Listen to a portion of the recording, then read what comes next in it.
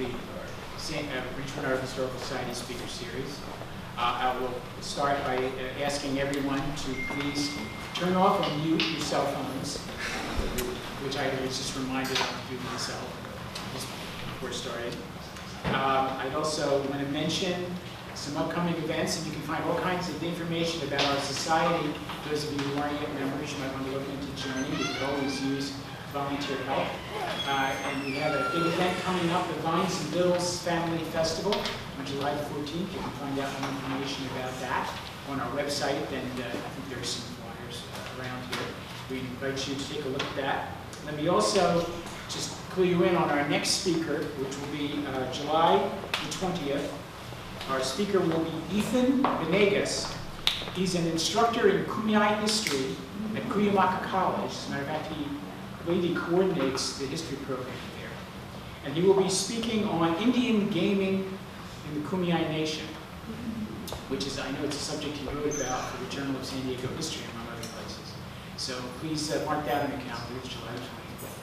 And today's speaker, Cindy Stankowski, is Executive Director of the San Diego Archaeological Center, which, and she will tell you more about that, but I can just tell you, as far as my personal experience, I had the pleasure of one of the first freelance articles I wrote for the Union Tribune was on the Archaeological Center in the early 2000s. And that's when I indulged my interest in history and also discovered this place, which is a treasure trove of the history of San Diego County, as you will learn more about shortly.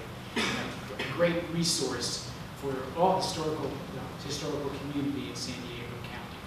So without further ado, I would like to introduce Cindy Stankowski. Thank you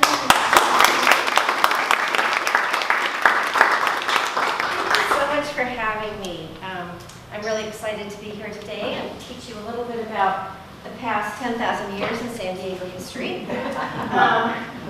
In the state of California, if you're over 50 years old, you can be considered historically significant. So I think we're all, I think we're all in that group. But what we deal with is stuff that is much, much older than that. There's a lot I could tell you about the historic period, and I'll touch on that a little bit, but this is mostly the prehistory of the San Diego area. So often people say to me, I didn't know there was any archaeology in San Diego. When you open up a history book, who does it start with? Cunha, right? So I say, open your eyes. We have pyramids. Appropriate laughter, good. Good. We have castles. And we even have our own Stonehenge. I've actually been to the real Stonehenge several times. And back in the 80s, you could actually go right up to the blue stones. Now they have it fenced off, and they block the roads on the solstices because the New Agers and the Druids get naked and be stupid out there. But that is fun to watch, too. The San Diego Archaeological mission is to preserve artifacts and share them with the public in ways that they can understand and appreciate. And these were our poppies a couple years ago, and they were about that lovely this year. We had lupin that was this tall, and it was so tall it couldn't stand up by itself. It was just brilliant. Of course, now the weeds are just as bad. The first part of my talk is Archaeology 101. And it's not going to make you Indiana Jones, but just so you understand some of the principles I'm talking about. Archaeology is basically the study of artifacts and sites to learn how people lived in the past. And these three hunky guys are at a famous site I'll talk about in a minute in 1939. And it's out by where the Crosby Estates golf course is now, called the Harris site.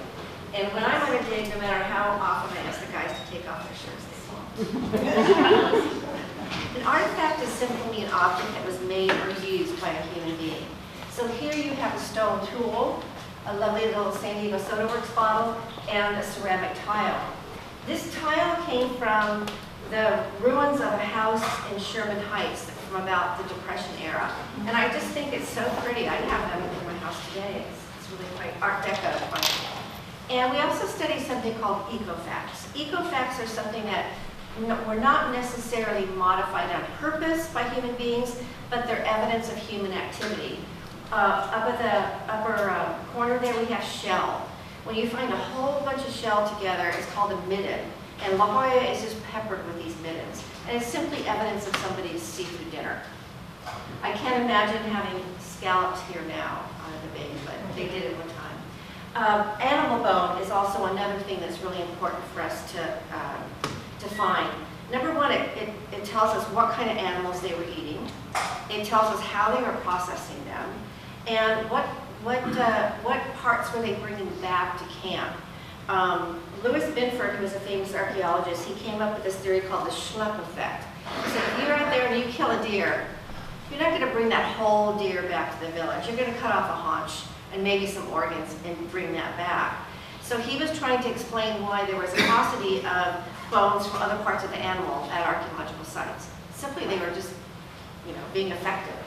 And charcoal is also very important because it allows us to do C14 dating, which I'll talk about in a minute. A site is simply any evidence of human activity.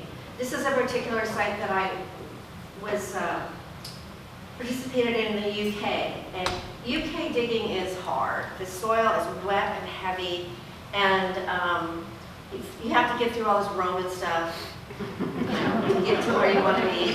But the good thing is most archaeological sites in Britain are within walking distance of a pub.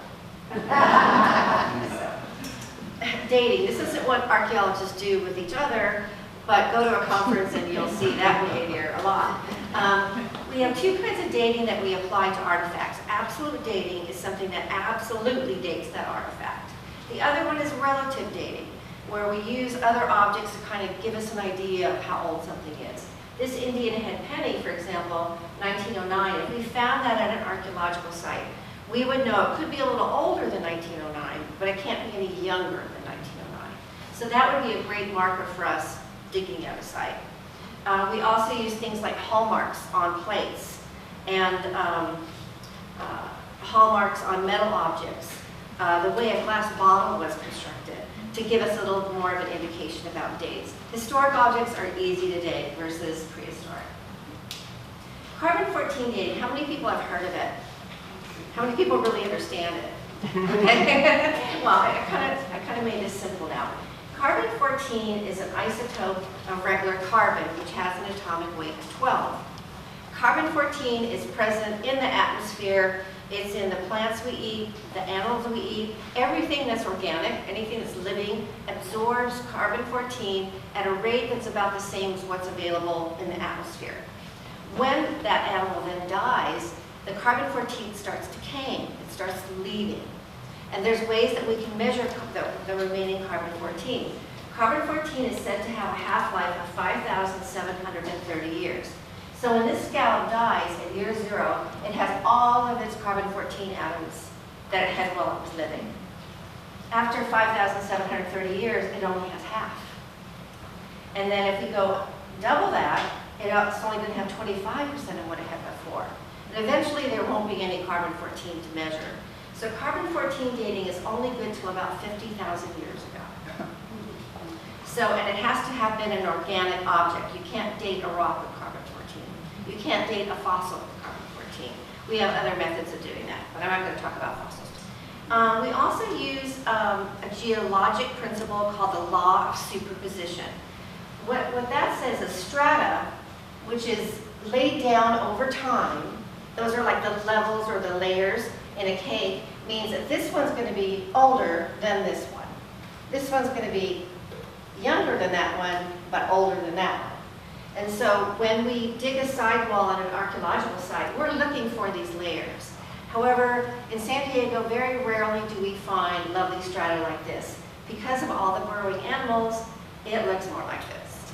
I have found plastic cigarette butt things at 60 centimeters and a 10,000-year-old point up on the surface. Because they're always just, digging stuff up. The gophers, the squirrels, all the other things that we have here. So in order for archaeologists to kind of figure out what was going on here, we rely on another idea that depends upon context. And that's the relationship of artifacts that are found together over time. Here we have an assemblage, which are artifacts that we find often together at a certain site. We can assume that these are related because they were all deposited at about the same time. So here we have an abalone pry, another pry. We have some fish hooks and some fish gorges, some shell, and a big stone knife. So if I dig this up, maybe I can get a date from some of the organic things at the site. But then I'm over at another site, and all I find is this stone knife. I can say that that still probably is the same date, around that same time period as all this other stuff. Based on what you see here, what kind of lifestyle do you think that people had who made this assemblage? Right, they lived near a coast and depended upon maritime resources. This is actually from San Diego Island. Were there buttons? No, there's little beads. Oh, okay. As far as we know, these are, sometimes they're made out of olive vela, other times they carve out a little circle. The fish hook here, this is a blank, this is one that broke. I actually made some for exhibits. When I cheated, I used a Dremel. Because otherwise it would take me forever. People ask a lot, how long have people lived in San Diego? Right now we're in the Holocene. The Holocene started about 40,000 years ago. Before that was the Pleistocene, where all these big mastodons and camelids and gomphotheres lived. Probably there was no people living here during the Pleistocene because San Diego is mostly underwater. And unless you're a mermaid, that wasn't going to work out too well for you. However, George Carter and a couple folks thought, oh no, people have been here longer, we're just not looking in the right places. So I'm starting a project right now to talk with some geologists and archaeologists and paleontologists to find out where were the places that were not underwater that might hold some clues to an earlier occupation, and see if we can maybe find something. How many of you heard of the discovery at the Natural History Museum that supposedly went back 130,000 years? Remember a couple years ago? What they found was some bones from a mastodon that appeared to be broken in a way that could only be caused by humans. They actually discovered that about 20 years ago. And they've been trying to find people to date it to give it an answer they wanted. I didn't say that. And the method they used was kind of poo-pooed in Europe. But I looked at those bones, and to me, having come from a medical field, they look to me like a green stick fracture. A green stick fracture is something that happens with a young animal or a human being. Kids often get them in their arms. It's called a nanny arm when you twist. So what I think is this young mastodon put a foot wrong, twisted, broke his leg. That kind of injury probably would have resulted in death. And plus there was no stone tools, not even a single flake there. And that just made no sense to me. Because if you're going to be butchering a mastodon, you're going to have to resharpen your stone tools. And then you'd find flakes there. So I'm not real convinced about that. The first, I wanted to talk about time travel for a minute. In 1908 and 1920, some very important discoveries were made in the United States. Up until this time, most people assumed that people had only lived in the New World for maybe 2 or 3, maybe 4,000 years. That was it.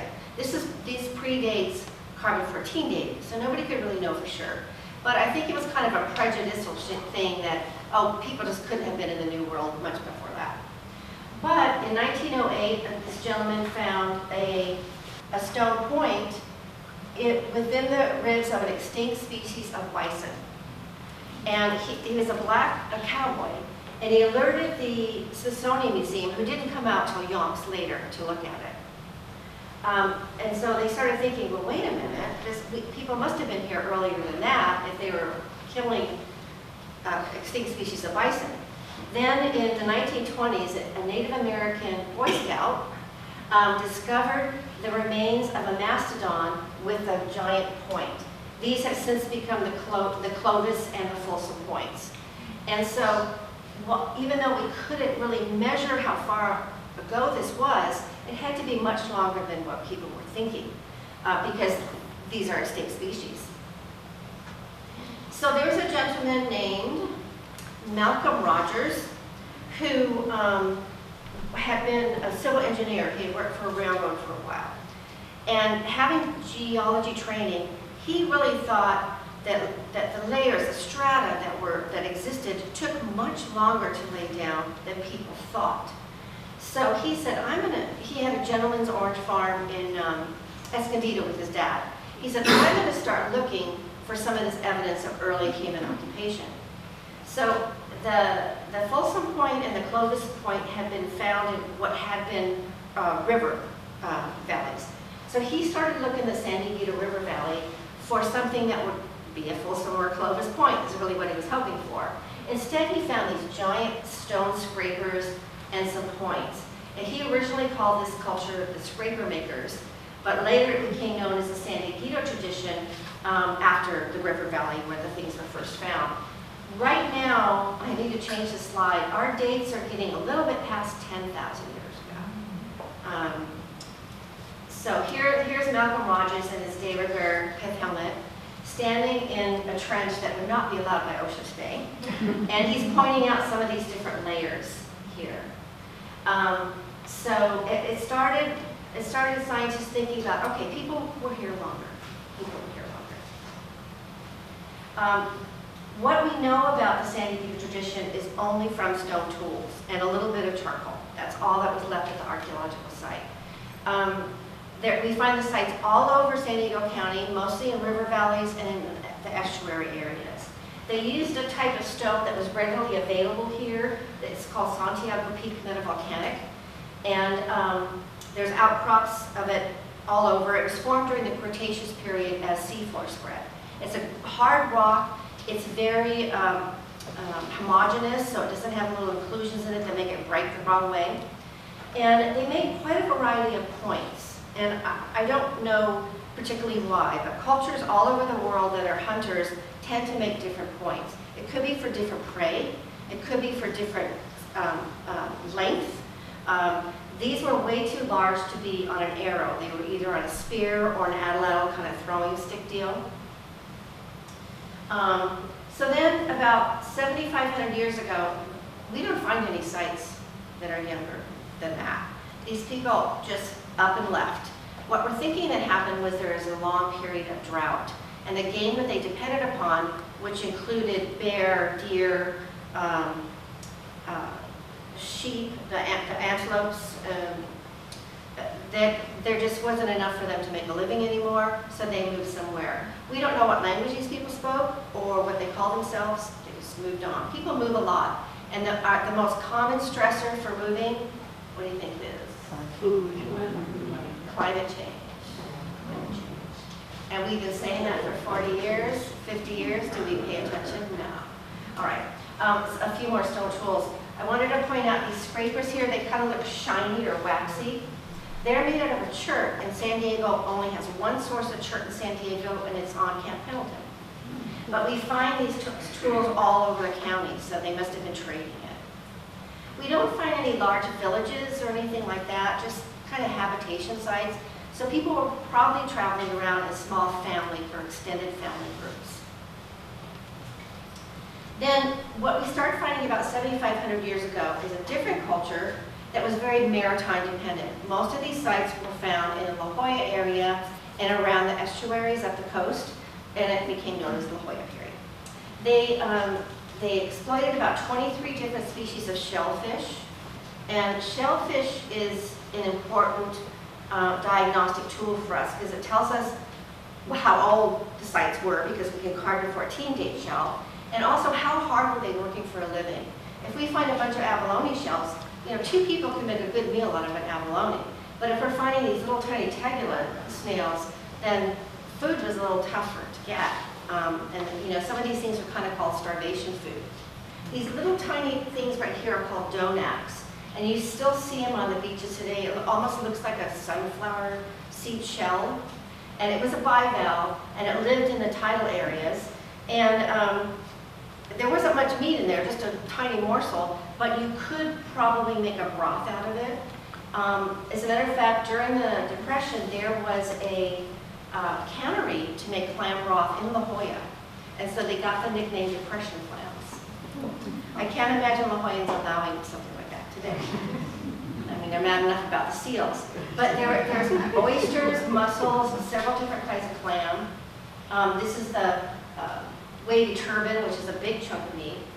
And you don't find these things anymore. The La Jolla tradition tools tend to be a little more perfunctory. They weren't kind of as glorious as some of the tools during the earlier period. This is a chopper, and you're saying, Cindy, that's just a rock.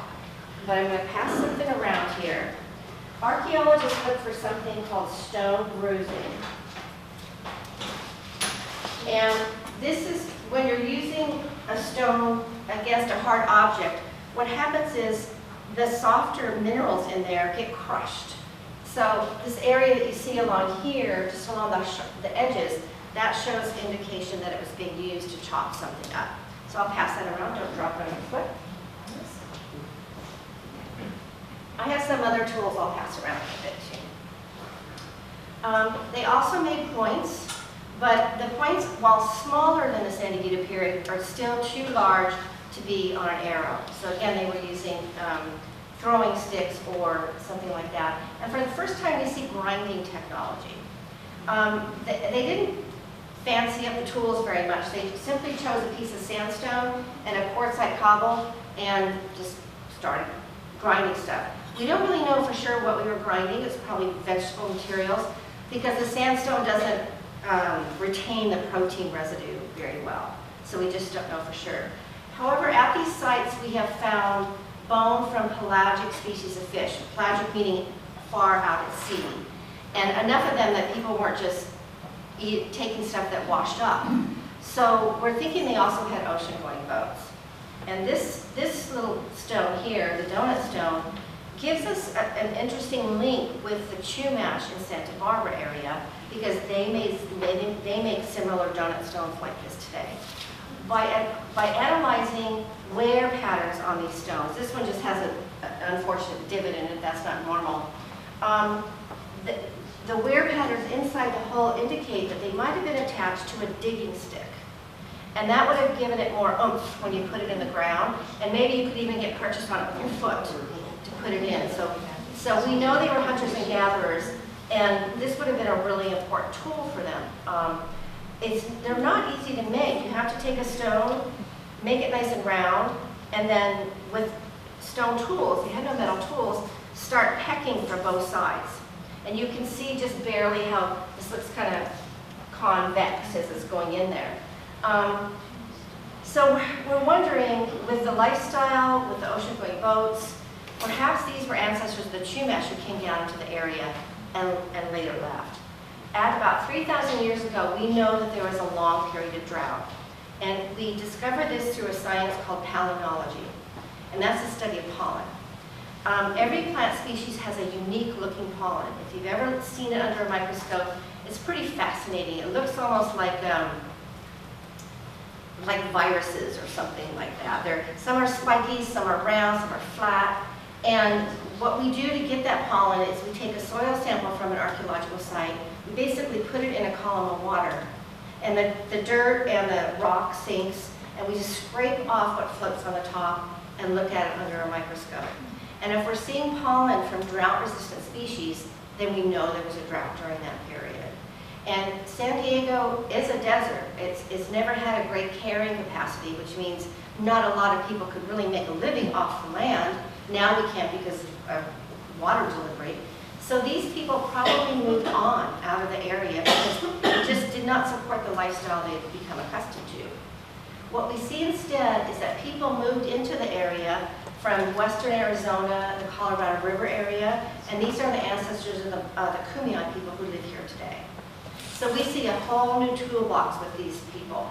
We see bedrock milling, portable grinding tools that are now made purposefully out of granite, and pottery. We'll talk more about each of these things. You've probably seen some of the bedrock mortar in the local mountains, Cuyamaca and stuff. If there aren't oak trees there now, there were before. When the Spanish arrived, they estimated that 50% of the Amerindian diet was acorn. We'll talk about that in a little bit. And for the first time, we see true arrow points. This is a recreated arrow. These are points made out of that local rock I told you about. This is a shaft straightener. If you've ever seen pictures of old San Diego, there's not a lot of trees, are there? So getting a straight stick was hard work. You had to heat it, you probably soaked it, lots of different things to make a nice straight arrow. And for the first time we see obsidian.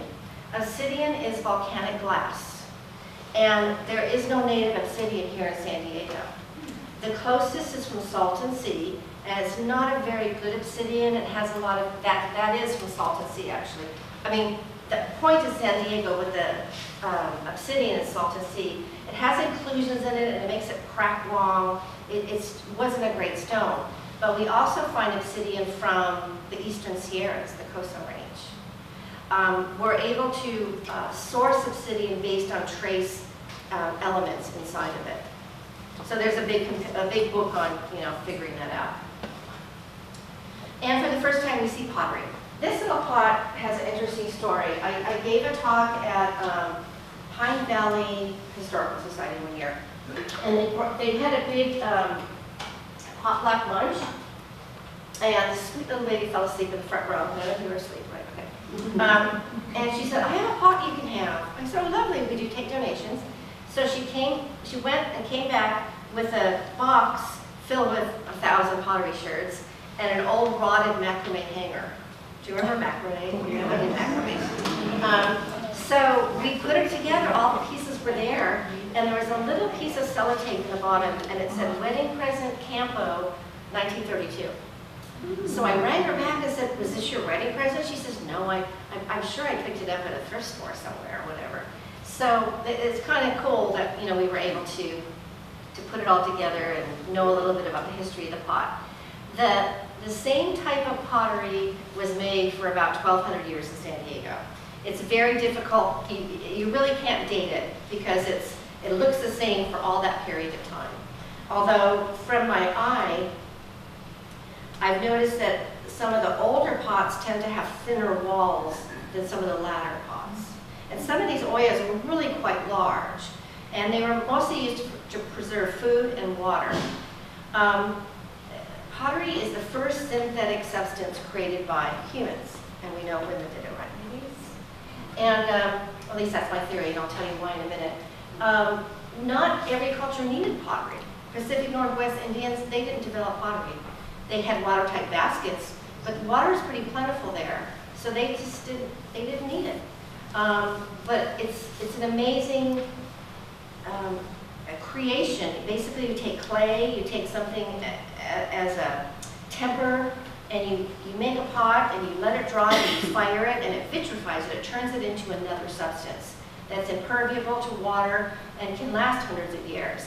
Unfortunately, some of our plastic water bottles can last just as long as pottery. This is how pottery usually looks when we dig it up. The different colorations of things are based on the firing techniques, the weathering, all kinds of different things. This isn't a true necklace. These are just some beads and discs that we put together to demonstrate some of the different materials they use. Self-adornment is one of the first signs of humanness. I mean, there's some birds and other animals that do things, but like the bowerbird, for example. But when they find beads or ochre or things like that, and even some of the ancient sites, that person is more human than the one that was before. Because we like to look pretty. Or jewelry is also a status symbol. It can mean a lot of different things. The Kumeyaay people also made a lot of woven materials, but this does not last in the archaeological record here. Every now and again they find a Gabi sandal in a dry cave somewhere in the desert, but we just don't find it here at all. These are reproduced materials. And this little shirt here is, I think, one of the ways women twigged onto the fact of making pottery. Acorns take a lot of work to process. If you've ever cracked open an acorn, it has like a brown skin on it that's attached, kind of like a Brazil nut, and it's very, very bitter. So in order to get that off, so you can eat the acorn, women would smear a basket with mud, and then they would put the shelled acorns in it and put it in hot rocks or coals and swish it around. And that would burn off that really nasty skin on the acorn. And after a while you do that, the clay is going to become vitrified, just like a pot. So this actually feels like a piece of pottery, but we know it came off a basket because it has these depressions that match up the ridges. So that might have given a woman an idea like, oh, I could make something out of this. Or she might have noticed clay that got harder on the hearth, something like that. Then the acorn has to be crushed and rinsed like 4 or 5 times before you can eat it. And the mush they usually made with it was kumia called shawi, and it's an acquired taste. It's kind of like poi. Everybody thinks it's something really great, and it's like, whoa.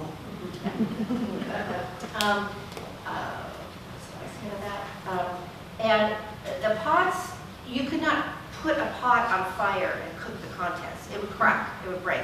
So instead they had a cooking stone, which was usually kind of an oblong shaped stone with a hole in it. And you heat that stone up, you put a stick through the hole and drop it in the pot, and the contents would cook. When that stone got cool, take it out, put another one in.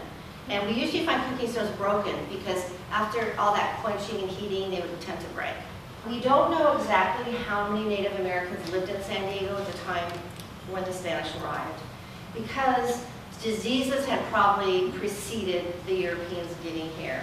Things like smallpox, measles, STDs, you name it, traveled upwards from South and Central America. The Indians protested. They thought the Spanish were crazy. Number one, they wanted to live in one place instead of do a seasonal migration where they knew food was. They wanted them to eat maize, which was not terribly nutritious, especially not if you have a varied diet. And they felt that they were kind of sickly, and they weren't. So they killed a couple of the priests. They really put up a ruckus, and this almost stopped the mission drive up through California, here in San Diego. But they traipsed on and continued to go. What is it, 22 or 23 missions? I always forget. I visited quite a few of them. Here we are, we're out in the San Pasqual Valley. We're 1.5 miles east of the safari park. So if you come out to see the gorilla, come by and see us. We curate archaeological collections. Most of the collections come from development projects. There's a law in California called CEQA, the California Environmental Quality Act. And if you're Mr. Builder and you wanted to put in a housing development, you have to hire biologists to find out if you're going to interfere with any plant or animal species that are endangered. And you have to hire an archaeologist to determine if there's cultural resources like archaeological sites, even historic or prehistoric, that might be negatively affected. And if so, what are you going to do about it? Mitigation can include excavation or avoidance. And so 99.9% of the archaeology in San Diego County is all development related. And before the center opened in 1998, there was nowhere for that stuff to go, which was a shame because it was dug up for the benefit of the people of California. So we brought these collections into the center to take care of them, to do research, exhibits, education, you name it. You're welcome to come in. If you have a research project, come in and we'll set you up. There's lots of research questions to be answered. We're about 1.3 million cataloged objects at this point. And we manage the collections. This is a picture of our lab. These are some collections that just came in from way a long time ago. Now we have standards for that, but I've had collections come in cigarette packages, egg cartons. I've had them come in with punch cards. Do you remember punch cards? No way to read it. And the big pin-fed paper with the green and white. Yeah, there was no. It's just numbers. You can't tell anything from it. So we make sure that the collections are organized and accessible. So if somebody wants to do research on a particular thing, we can go to all those collections and pull those things out. And education. I built this exhibit that you see when you first come in for people, to help people realize what impact we're having on our planet today. 10,000 years ago, there were only 5 million, there's 5 little people up there, 5 million people on the earth. Now there's, what, 9 billion? And this is all the crap that we're creating. It didn't take me very long to get all that stuff together, and it makes you wonder what archaeologists in the future will call us, call this age. Either the plasticine is one of them, Holocene, and with the preponderance of devices like cell phones, they're going to think we worship them, and we do. Can you leave home without one anymore? No.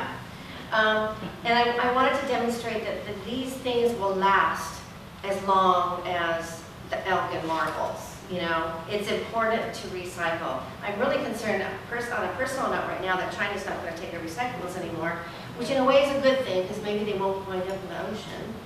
But, you know, what's going to happen?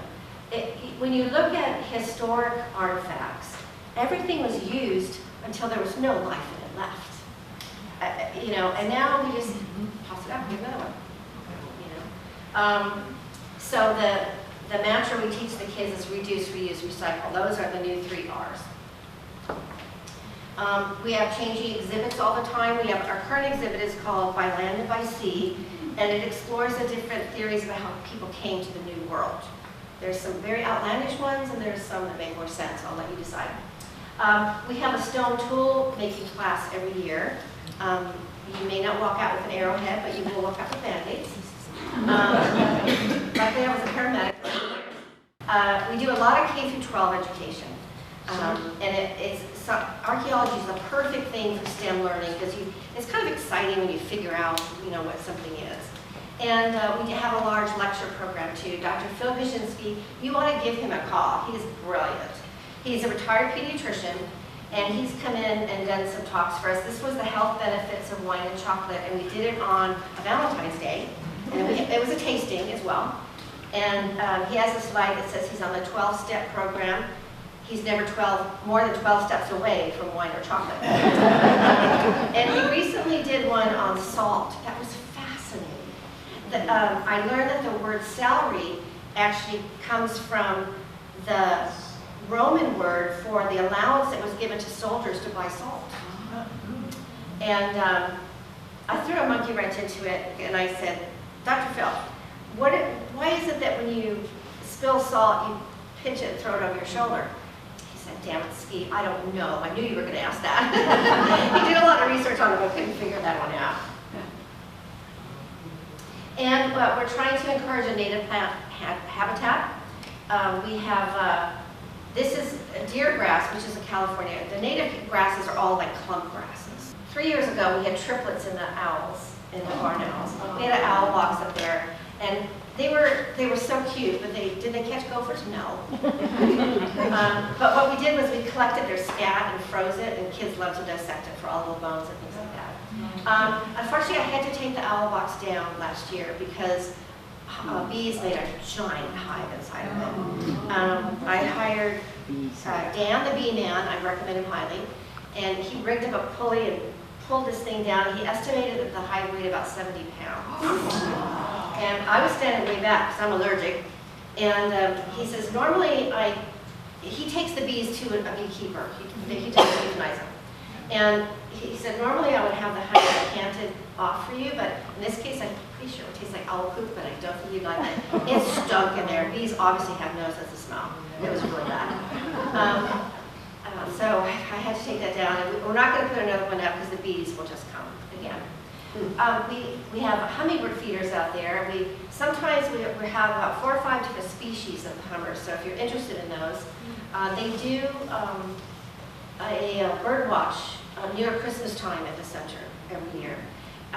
We take hummingbirds for granted because we're used to them, right? But it's a new world bird. They don't exist in Europe or Asia. And I had a visitor from Australia who was out there, and she came back and she said, you have the biggest bees I've ever seen. And I was trying to figure it out because we have had iridescent bees at the center, really amazing animals.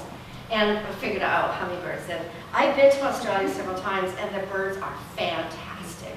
I had to get a book. I couldn't even tell what class they were. They were so great. But it's a lot of fun right now. Right now we're running around all kinds of lizards like this big. So that's a lot of fun. The occasional rattlesnake, coyote, deer, things that you don't necessarily want. We had quail out of the center. but I haven't seen any since the 2007 fire, which is really sad, because I'd love to introduce them back to the area. And I think that's the end. Does anyone know what Nippon means? Japan. So this was made pre-World War II, because after World War II they had to put Japan on things. This is called a frozen Charlotte doll. Has anyone ever heard of those? Both Britain and the United States take credit for these. They were very popular in the 1800s, late 1800s, early 1900s. And basically it's a little bisque or porcelain doll, and it's kind of like this. This particular one didn't come with clothes, so she might have had a cloth dress. Sometimes the dress is molded right onto her. And the story goes that there was a spoiled little girl who had a new frock and she wanted to show it off in a carriage ride. And her parents said, you better put on a coat because it's bloody cold out there. No, I don't want to. I want everybody to see my dress. Supposedly she went on this carriage ride and froze to death. Hence frozen Charlotte dolls. Oh. So the things we tell our kids, right? So we actually have quite a few in the collection, and there's been some research done on these. They were also called penny dolls. And there's some information about the center, and I can answer any questions. Yes? PBS just had a program on hummingbirds that was absolutely fascinating because they said that hummingbirds move so quickly that you can't even see what they do, so everything, of course, was slowed down. Yeah. And supposedly it was the first time that they knew of that they were able to tell, get on film a hummingbird laying eggs. Oh my! And actually saw her laying eggs in Wow. a little tiny nest. So if it comes on again, I really advise people to We watch it. found the broken eggs after they hatched. The little chicks are quite homely, aren't they? Really?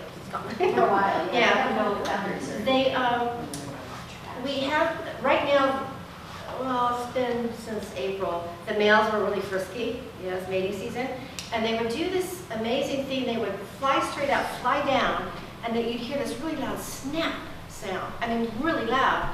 And it turns out they do something with their tail feathers that makes that snap sound. It's kind of like showing off to the girls. I had to look it up. I never heard of it. I've seen a couple times, I remember seeing two outside my balcony, males, I think they were sort of jousting. Oh, yeah? But it sounded almost like electrical sparking. Yeah. It was amazing. They're really quite, and when the feeders are empty, they let us know. I mean, they'll just maul you, because, sometimes it just there's a lot for them to eat. And it's fine, we're very careful about what we put in there, keeping them clean, keeping mold away, it's very important. And we just use regular sugar, but it's really nice to be able to see them all year round. Yes? Do you have needs for volunteers, and are there any opportunities for archaeological digs? We don't actually do digs. We're just a curatorial facility. However, we are going to create mock digs at the center and from all over the world. And this would give you an opportunity to have that kind of experience without paying $5,000 on World Watch or something to go and do that. But there are, Palomar College, City College, a couple other colleges do have field classes. But you need to have a little bit of information under your belt to do that. We do have volunteers to come and work with artifacts. Peggy does that for us. We teach you what you need to know because they have to be sorted, weighed, lots of stuff that goes into that. But you learn something new every day, and that's really quite fun. Also, we always need docents who can show people around the exhibits and things like that. Yes, ma'am. When are you open? When are we open? We're open Monday through Friday from 9 a.m. to 4 and Saturday 10 to 2. And sometimes we're open longer for other events. When you mentioned, earlier, you showed the examples of obsidian from other areas. Is that a reflection of trade that may have gone on between the different? Absolutely. And they had no pack animals, they didn't have the wheel, so this is all on foot trade. I mean, I've been in places in Nevada where the ground is black with obsidian, but we didn't have volcanoes here. So that's kind of interesting. I did want to pass out a couple of stone tools and convince you that that's what they are, actually. Yeah, and the sherds, are they around? Oh, you got it. The technology here that was used to make stone tools in San Diego is called flaking. And so this flake was on a core, on a big chunk of rock. And then they hit it right here, this flake came off, and then they continued to take flakes off of this to make a nice sharp cutting edge. This would have been used to skin an animal or take the hair off a hide for cutting. And if it got dull, they take a couple more flakes off. This is this is kind of like a chopper, but it could be used as a scraper as well. So I'll start this around, start holding it back. And I also wanted to pass out some flakes so you know that I'm not lying, although I do lie. A point that was made in one of our classes.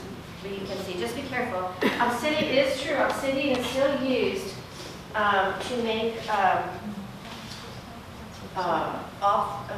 eye surgery scalpels, because you can get it thinner than you can steel. One of the hallmarks of a slate versus just a piece of rock is called a bulb of percussion. So what happens when you hit a rock with another rock or an antler or something like that? The force that goes into that rock is first really, really strong, and then it peters out. So that causes this bulb of percussion, and that identifies it as a man-made, human-made object versus just a flake. Because if you just drop a rock at another one, you're not going to get that bulb of percussion. One way they did fake it, though, was they laid out a bunch of rocks and walked cow over them. And a couple of flakes appeared because it was, based on your bone and your weight and, muscle work. So I'm going to pass these around and you can feel that bulb of percussion on these. So this is why I'm always lost on hikes, because I'm looking at the rocks now. So sometimes I feel like I'm running an orphanage with really ugly kids because everything needs a lot of interpretation, but it's really cool when you think about it. Like I just came up with a phrase with Vincent is that trash doesn't lie. Whatever's written in that history book, that's great, but it doesn't really tell the story of disenfranchised people, everyday people, people of color, and the trash gives you a lot more information. I was telling him about the trash dump from the Theosophical Society campus. It was out on Point Loma. Has anyone ever heard of that? It was based on kind of Indian mysticism sort of thing. And they were supposed to be teetotalers and vegetarians. But in this trash heap were lots of bottles of spirit and tins from potted meat. So somebody was cheating. They did have one good idea. The children lived separate from the parents in little pods or something like that. They got to see their parents once a month. They eschewed all these sort of modern values, but it was clear that the division of labor was very gender-based. So they were all at it. Any more questions? Answer yes. What is your background? Actually, I was in the medical field for quite a while. And I was thinking about becoming a physician's assistant or getting my RN. I was a paramedic here. I was the first female paramedic in San Diego, actually. And I thought, I've always been really interested in archaeology. So I finished up my master's in that very quickly. And then I interned at a couple of museums, and I thought, this is what I like. I love organizing.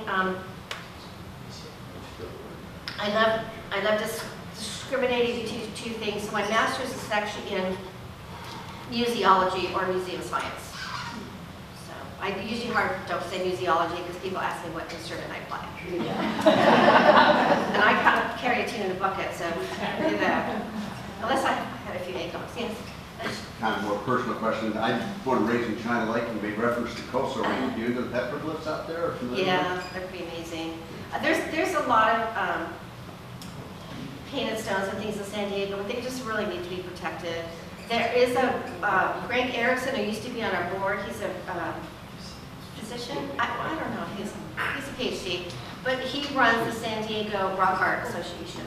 Oh yeah, he spoke here. And they needed help, and they sponsored some tours for us to go around because a lot of the stuff is on private property. Well, and I think it's a good thing. Those petroglyphs are on a military base, so you have to pass all the security and have to be arranged. So it really keeps out a lot of damage. Yes. I was just going to ask about that too. I had a friend who took me somewhere towards Borrego Springs Mhm. and the petroglyphs out there. Can you comment on that or say how old those are? I don't know much about it. There's been a lot of attempts to date these things, and it's very, very difficult. And it's interesting because you'll have 3 tribes claiming the same petroglyph. It can get kind of confusing. The Australian Aboriginal people, though, they retain that information because that's been passed down through their tribal histories forever. They first got to Australia about 40,000 years ago. And same with some of the rock art in Africa. Pretty amazing. But here it's a little harder to understand. Of course, the Southwest has much more than we do here. It's almost unheard of in some other areas. But they're finding more all the time. There's a de-stretch, all kinds of different ways you can enhance it so you can see it a little bit better. And I know they're doing a lot of work with some Maya ruins right now on those. Guatemala, I know for sure they're doing some of that. It's not really, it's an interesting field, but nothing I've really delved into very much. Anything else? Well, I really enjoyed being with you today. Thank you so much.